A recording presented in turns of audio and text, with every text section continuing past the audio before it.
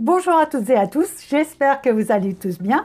Aujourd'hui, je vous propose un origami bag, super simple à réaliser. Pour ce modèle, je vais avoir besoin d'1,20 m de tissu sur 80 cm. Pour réaliser la lanière du haut, je vais avoir besoin d'une sangle en coton ou en nylon de 25 cm sur 4 cm de large. Et enfin, pour les nœuds, d'un ruban de satin de 25 cm sur 4 cm de large. Je commence par épingler mon tissu qui est replié en deux, endroit contre endroit. Je laisse une ouverture de 20 cm et j'épingle la largeur et la longueur. Et hop, c'est parti pour faire le tour.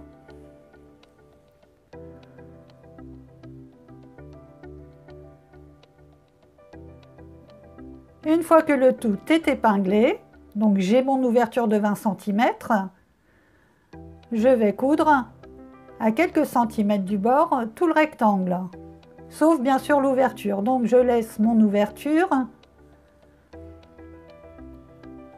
je commence par un point d'arrêt, je suis en piqûre droite et c'est parti.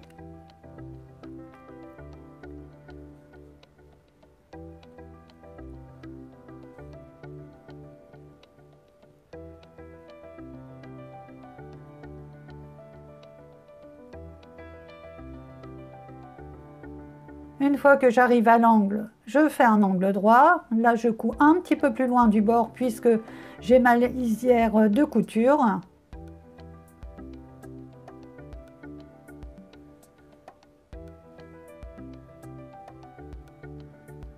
Je fais toute la longueur et enfin angle droit et je finis par la largeur. Et bien sûr, petit point d'arrêt à la fin. Hop là, c'est fait.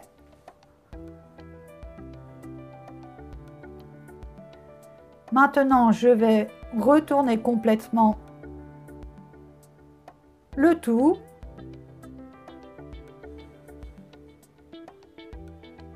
Par l'ouverture, je vais m'aider avec mon ciseau pour bien former les angles. Je les fais bien ressortir.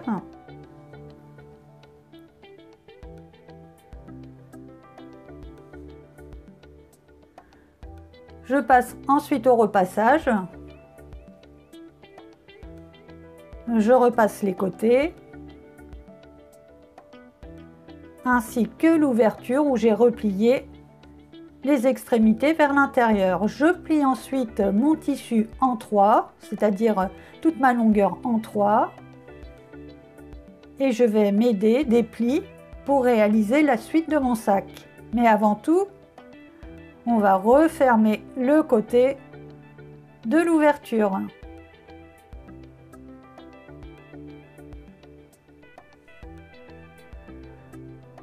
Je pique à quelques millimètres du bord.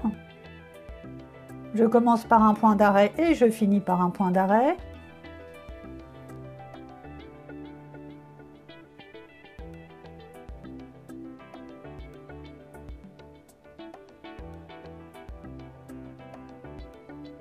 Je refais la même chose sur la largeur opposée.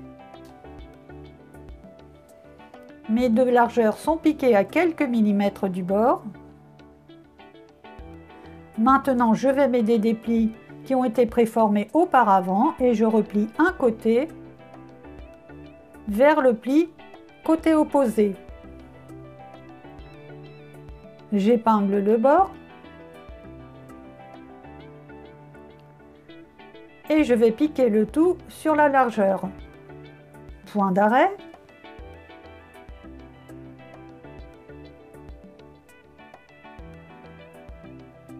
Je pose mes épaisseurs bien bord à bord.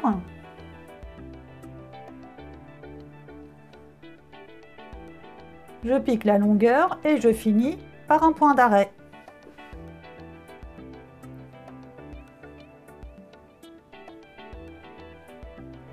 Mon côté maintenant est piqué. Je vais rabattre l'autre côté.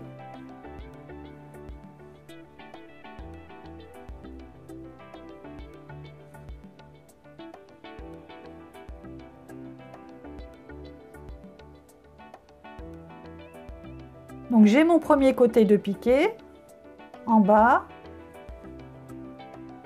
et maintenant je l'ouvre pour pouvoir rabattre le côté opposé et épingler le tout.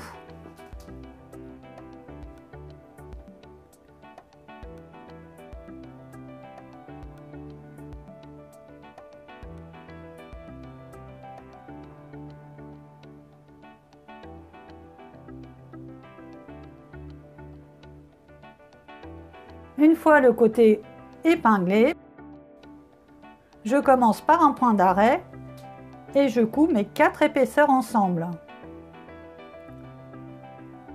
Donc la piqûre, valeur du pied de biche, pour avoir une piqûre droite.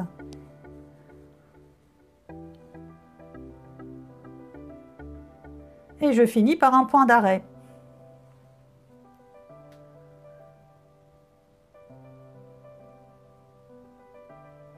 Une fois que les deux côtés opposés sont piqués,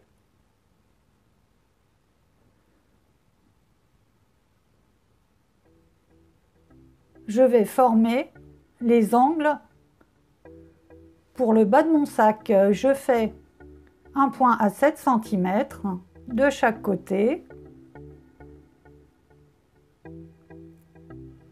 Je trace un trait. Je vais refaire la même chose de l'autre côté.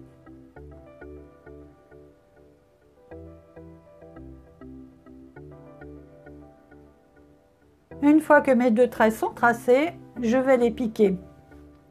Je commence bien sûr par un point d'arrêt, je pique à quelques millimètres de mon trait et c'est parti pour l'angle.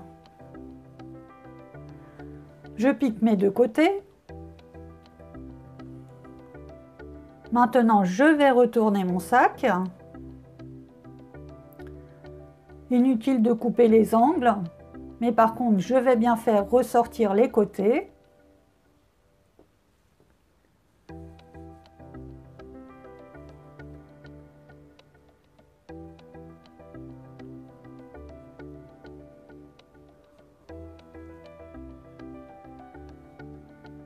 J'ai le bas de mon sac et mon sac est presque fini.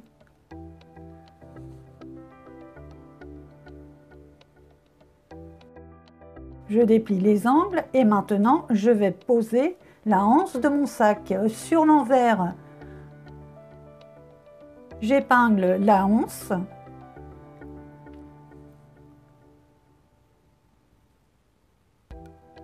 D'un côté puis de l'autre.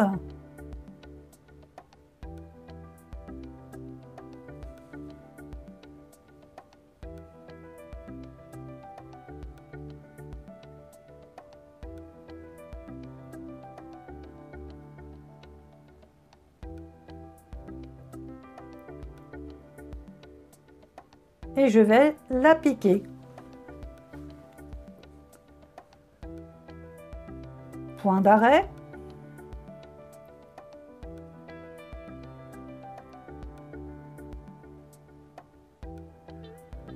Je pique de la valeur de mon pied de biche.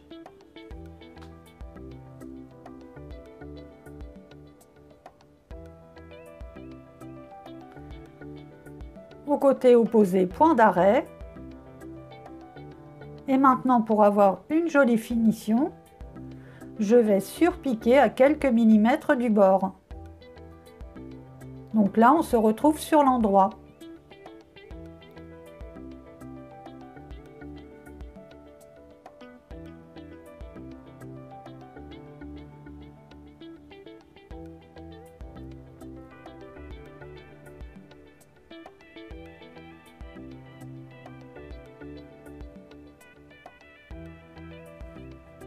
Je pique des deux côtés. Et maintenant, je vais poser mon ruban de satin. Sur l'envers, j'épingle mon ruban de satin. Je fais la même chose de l'autre côté.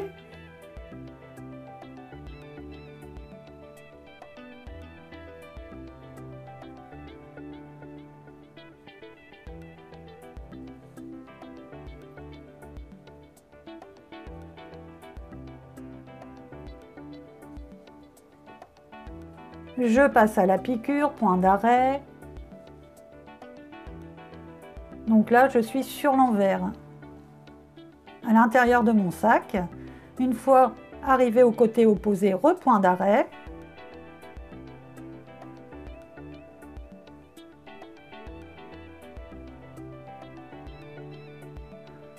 Je peux, si je le souhaite, le faire sur l'endroit de mon sac, c'est au choix. Et après, pour avoir une jolie finition, je vais surpiquer de la valeur de mon pied de biche. Là, je surpique en blanc puisque je suis sur l'envers de mon sac, pour que la couture ne se voie pas de l'autre côté.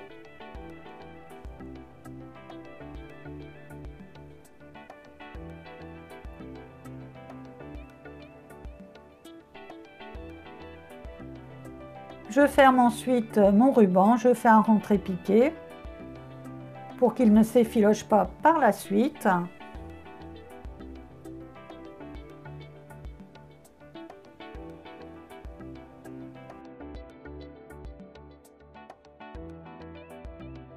Mon nouveau origami bag est fait. Je vous dis à très vite dans un prochain tuto.